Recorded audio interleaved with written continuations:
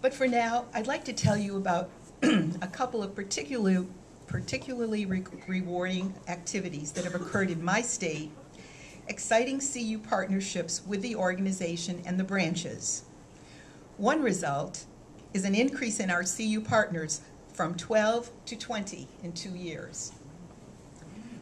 Our state has a model program for matching grants, providing matching grants to branches and CU partners to help college women leaders attend the annual conference.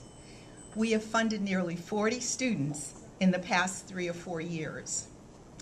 This year is particularly exciting. Excuse me. It's an opportunity to give back to women who have served our country in Iraq and Afghanistan.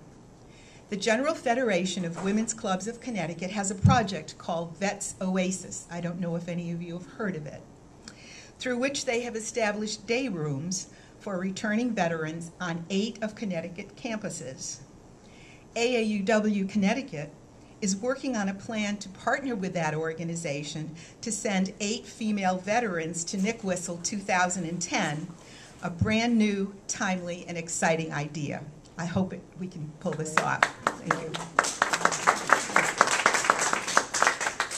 We also had an opportunity in 2007 to help a campus combat a climate of indifference that allowed racism, sexism, and homophobia to exist under the surface. The challenge to the status quo began in earnest with a purportedly satirical article in the school newspaper entitled, "Rape Only Hurts If You Fight It." Let me quote a bit from it. "Far from a vile act, rape is a magical experience that benefits society as a whole. Take ugly women, for example. If it weren't for rape, how would they ever know the joy of intercourse with a man who isn't drunk? I will spare you the rest." Despite the outcry, the president of the university defended the moronic editor on the basis of free speech.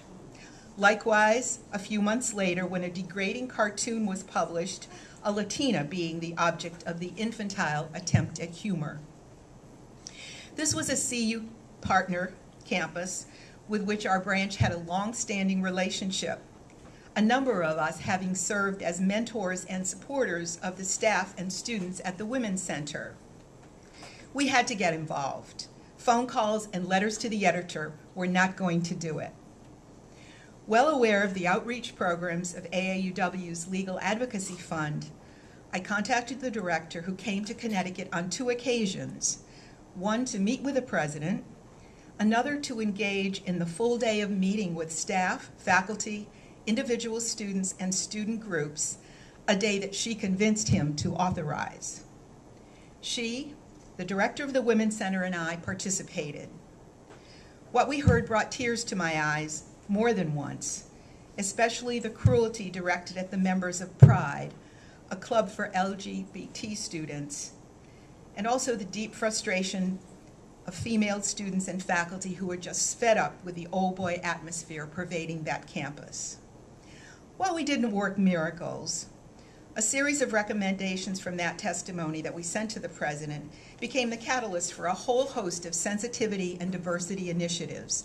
In a word, the president saw the light.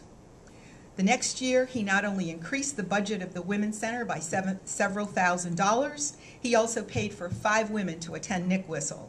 And now, even in this time of budget cuts, he is one of the Women's Center's staunchest allies.